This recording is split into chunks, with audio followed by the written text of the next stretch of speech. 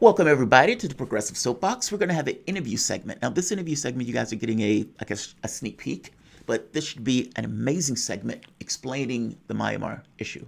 So, joining us for this particular conversation is KJ No, journalist, political analyst, writer, and teacher specializing in geopolitics of Asia Pacific region. He's also a contributor to the book Capitalism on a Ventilator, once censored by Amazon. It is available now on iacenter.org. KJ, again, thank you for joining us, man. Thank you. Pleasure to be with you. Absolutely. So, the issue with Myanmar has been utterly fascinating. You have the situation where the president, who had been in basically under military detention for years, for a very long time, eventually becomes leader of that particular country. And after she becomes leader of the country, you have deals that are made with the military. And in those deals being made with the military, basically a certain number of members in parliament. Well, it seems like the military was being somewhat diminished in regards to the number of people that they were having in parliament, meaning they were basically losing seats. Now, Aung San Suu Kyi, leader of the country, was basically, even though it seems like a straightforward military coup, it's a little bit more complicated than that, right? I mean, basically, there was a conflict, almost like a war going on, low level between the democratic forces in the country, led by Aung San Suu Kyi, and the military.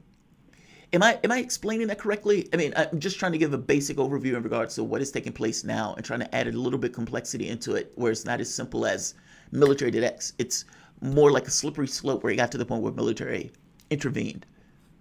Yes, it's a pretty complex situation, but I think you captured the essence of it. The military did initiate a coup, but we have to remember that this was a very, very precarious cohabitation between the military and the civilian government. If you recall, the military was in power for many decades. It was only really until 2015 that they ceded and gave a certain amount of cohabitation to the civilian government led by State Councillor Aung San Suu Kyi. But even that was tempered because they had 25% of the legislative seats. They had, the right to veto, and they controlled the key ministries of the government. And of course, they controlled their own military. So it was a very precarious cohabitation. It's almost as if you were roommates living in an apartment and your roommate happened to be a tiger who was also the landlord. That's not a situation which is sustainable. And eventually they just pulled a coup because they didn't like the outcome of the election in November, where they only won 33 seats out of 476. And KJ, thank you for being with us. That's a great introduction to this. Here's the thing. It seems like Myanmar has been in a state of almost constant civil war to varying degrees for like 70 years, with an overwhelming number of different insurgent forces, basically since independence, different ethnic minorities trying to contest the leadership, pushing for independence, pushing basically for secession to various degrees, whether it's more autonomy from the central government or outright to separate and become their own countries. Just briefly, is that the right way to frame the backdrop? And if that is, this is in some sense a dummy question, how has that affected the significance of Myanmar's military over its lifetime? Yeah. KJ. Yes, no, this is the critical question, and I'm glad for the question because most people are not looking at this, but we have to understand that Myanmar has been continuously racked by civil wars, insurgency, counterinsurgency, as well as ethnic cleansing over the past 70 years. And even as we speak right now, these actions are ongoing. But the larger context we need to understand is that Burma was a British colony. The British colonized it after 3 extraordinary bloody wars. And then when they released the country back, they created a chimera, a kind of Frankenstein state that bunched together a whole bunch of different ethnicities: the Karen, the Karenni, the Shan, the Mon, the Chin, the Kachin, the Rakhine, as well as the Bamar. Yeah. And this was like a Frankenstein state that could not hold. And initially, the Shan and the Karenni had been offered, the right to secede, and the Chin and the Kachin were supposed to receive, their own state. The Kachin was supposed to have their own state, and the Chin was supposed to be a special division. So there are multiple agreements that were set up that eventually were going to result in secession. But like everywhere else that the British have colonized, which have resulted in civil wars and genocide, and just off the top of my head, I'm thinking of Northern Ireland, Malaysia, Kenya, Sudan, Sierra Leone, Afghanistan, Iraq, Libya, Yemen, South Africa, India, Pakistan, China, Tibet, Hong Kong, and of course, Palestine. Everywhere where the British have had colonies, the result has been ethnic war and civil war and often genocide. And that So Myanmar is, it fits into this pattern, but it was especially important because it has a border, a very large border with China along Yunnan province. And so it was a very important part of China's attempt to escape U.S. encirclement through what was declared as the Pacific Pivot. And that's the key background, which I think is also important here. Yeah, that's fascinating. I mean, because especially with what's going on in you could say the politics of China and the United States from a geopolitical standpoint. With this taking place right now, what is the perspective of the people in the country? I mean, Aung San Suu Kyi, or Kyi, I'm not entirely sure how popular she is within the context of the country, but I do know there was some controversy around her dealing with what people would consider, killings of certain aspects of the population. But that being said, it's still a democratic process. And so the idea that the military is basically stepping in makes it that much clearer. What is the perspective of the public itself in regards to the events that are taking place, the people being put in prison, or for that matter, the people being put in detention, or even these charges that seem to be just trumped up, talking about a walkie-talkie or misplaced communications equipment or illegal communications equipment?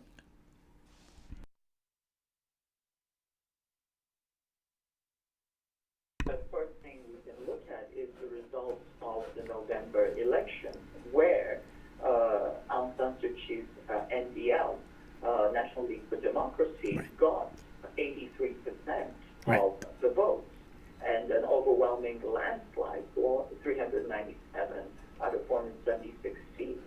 So this was, this tells you the level of support and popularity she has.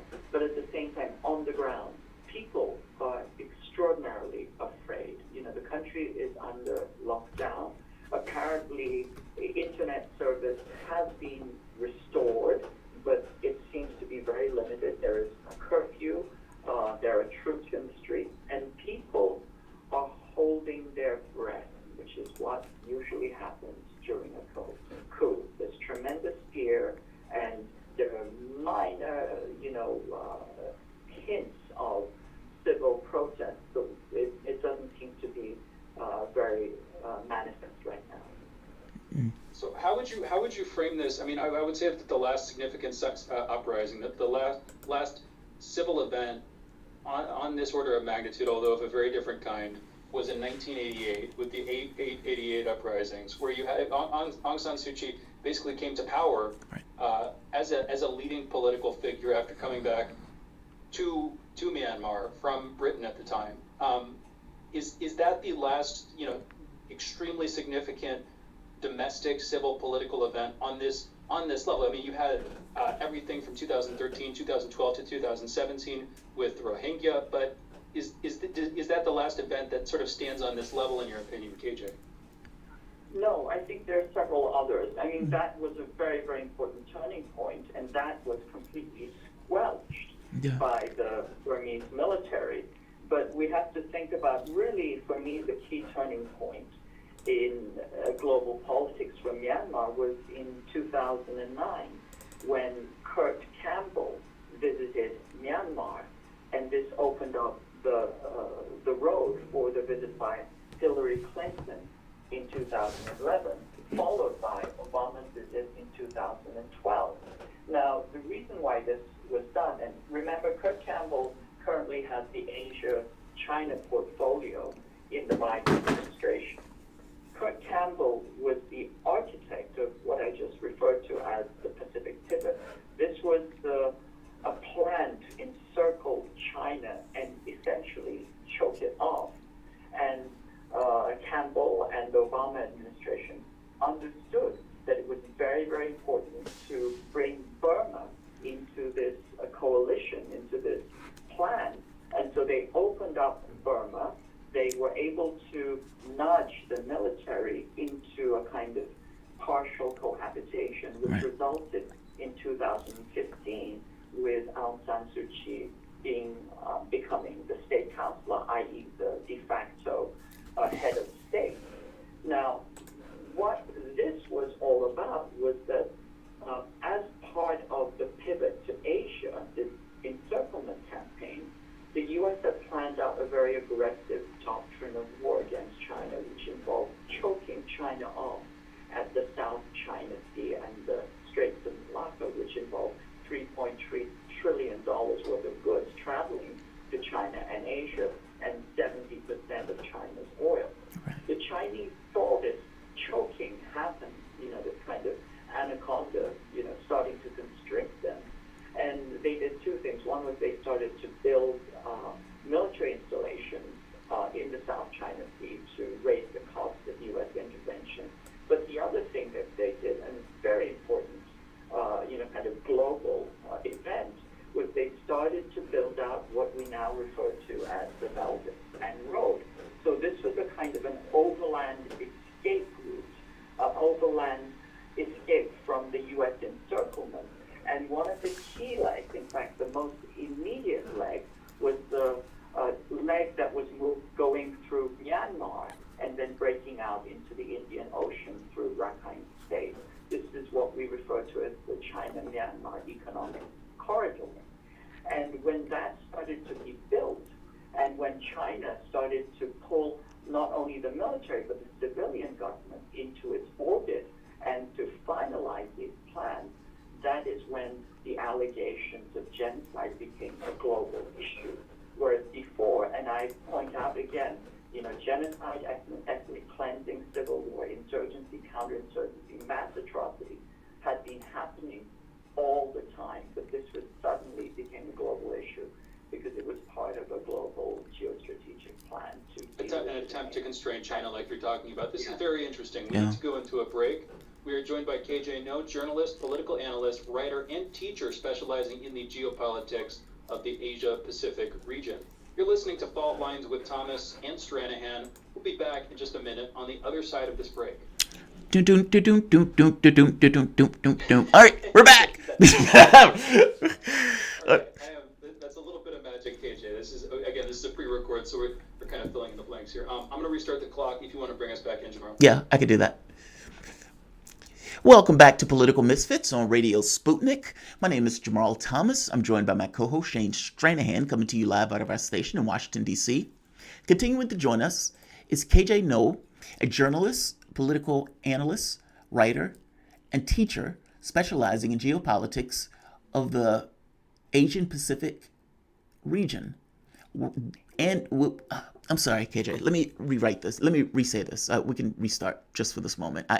The lettering is so small that I'm trying to read from the calendar, but let's just restart. We can cut it from here. Welcome back to Political Misfits on Radio Sputnik. My name is Jamarl Thomas. I'm joined by my co-host Shane Stranahan, coming to you live out of our station in Washington, D.C. Jamarl, wait real quick. I'm sorry. I don't mean to start over again. You said Political Misfits. Oh, Jesus fucking Christ. It's been a while. It's been a while. All right, let's try this one more time. I'm sorry.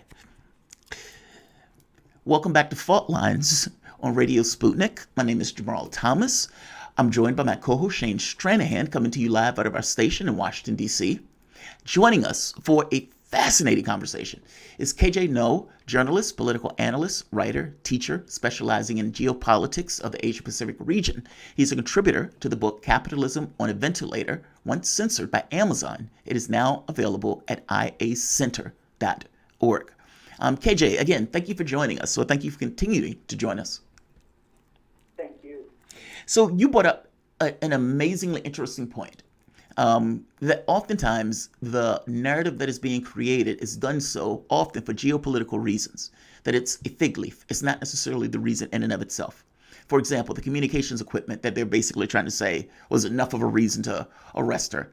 Nonsense. Or for that matter, this election that they're trying to say is fraudulent. Again, nonsense. They're calling it fraudulent because they lost so many seats and they felt their power waning and they felt her taking actions trying to undermine and subvert their power. Now, this is what, to me, makes this utterly fascinating because it's politics on a scale where it's the military versus democracy, or at the very least, a democratic-esque tendency.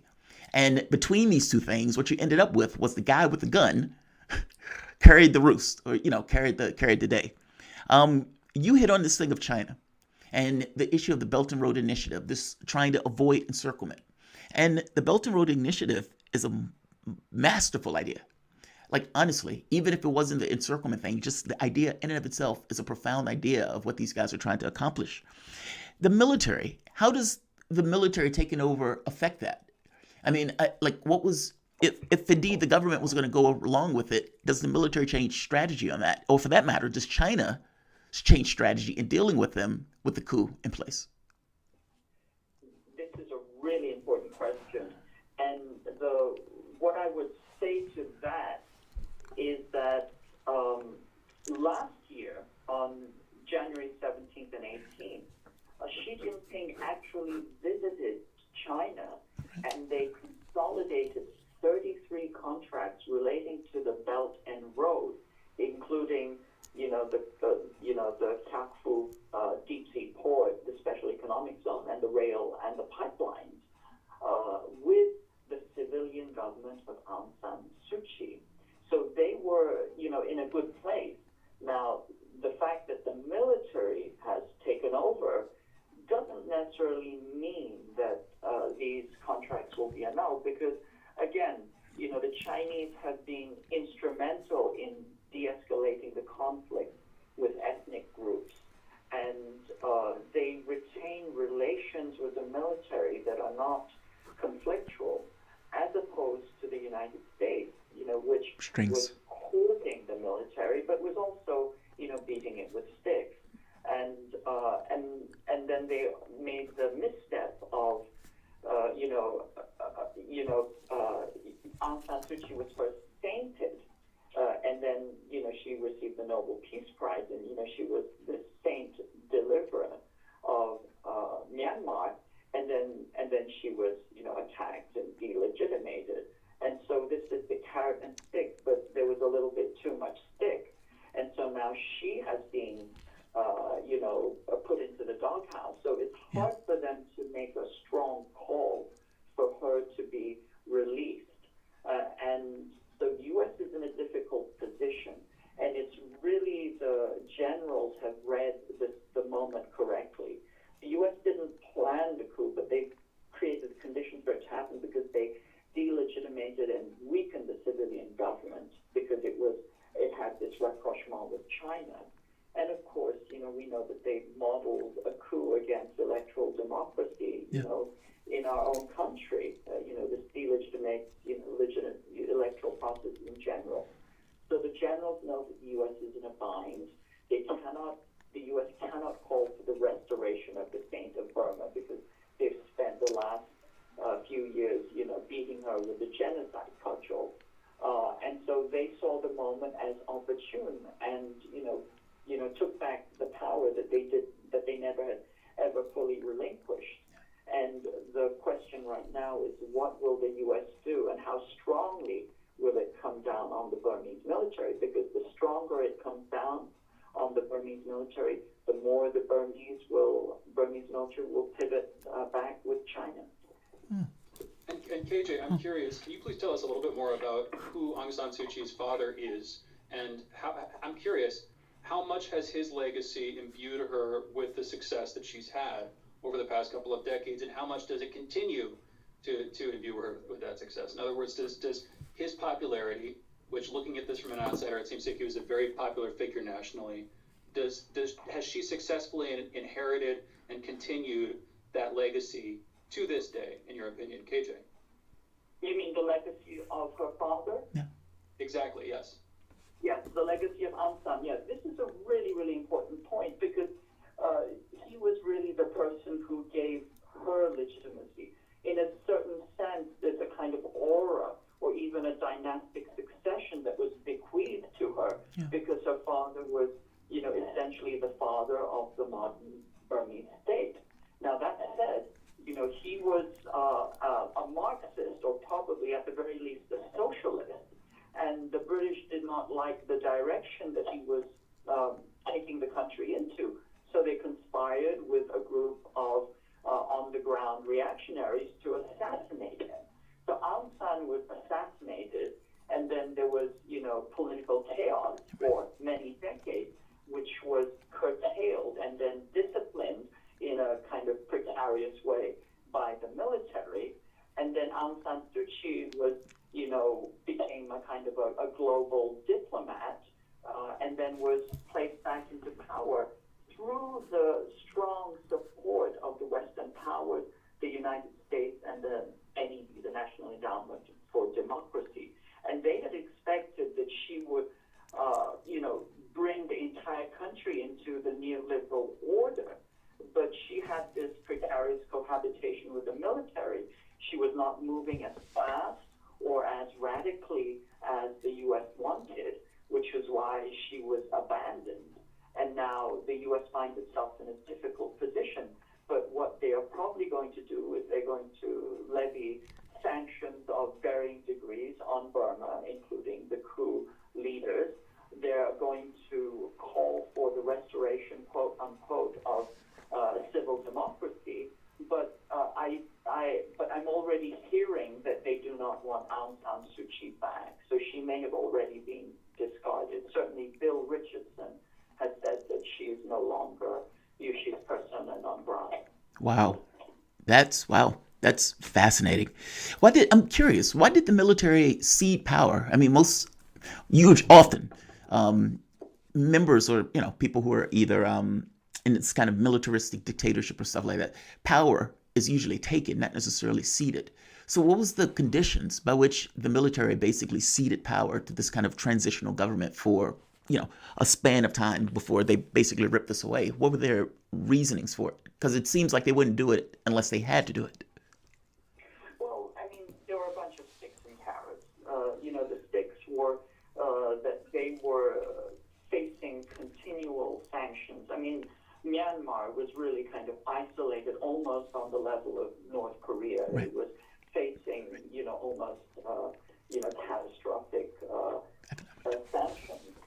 And at the same time, it was also fighting off these ethnic, civil wars, which to a certain extent were also fed by the West. I mean, we have, good records of Australians and other Westerners leading and being involved in some of these anti-Burman insurgencies.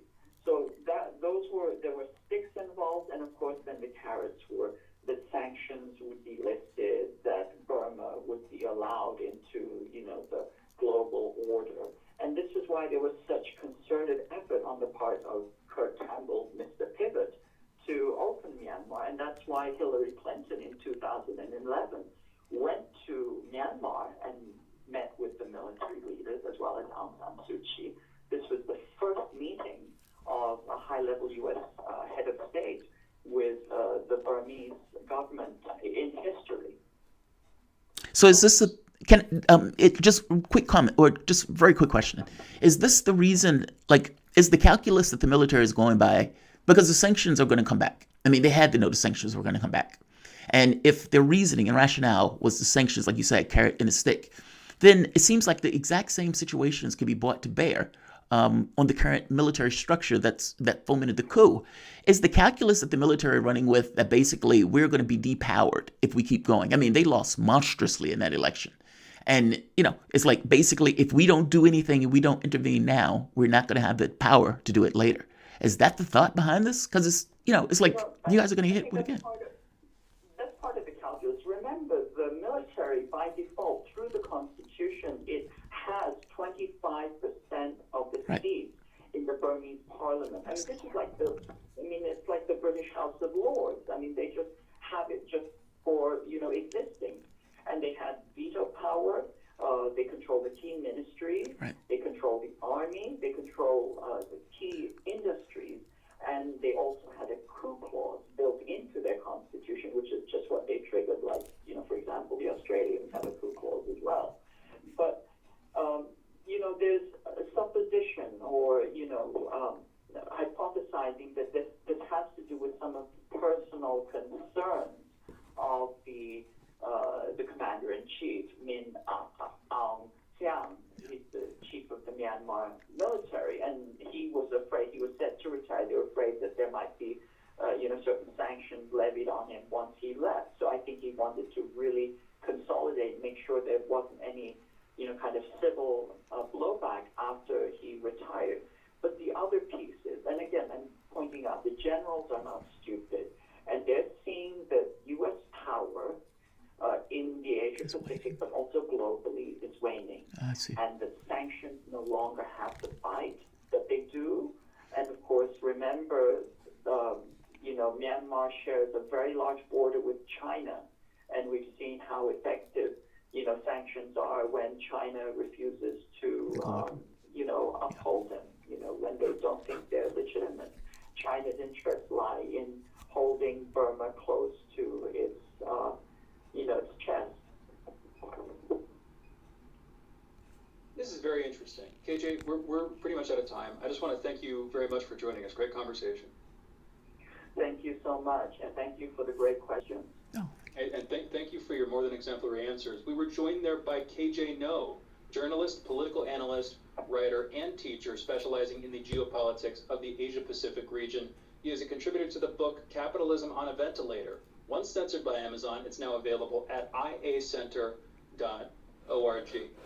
You're listening to Fault Lines with Thomas and Stranahan. We will be back on the other side of this break in just a minute. And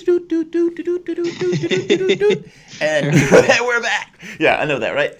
No, great interview. That guy's awesome.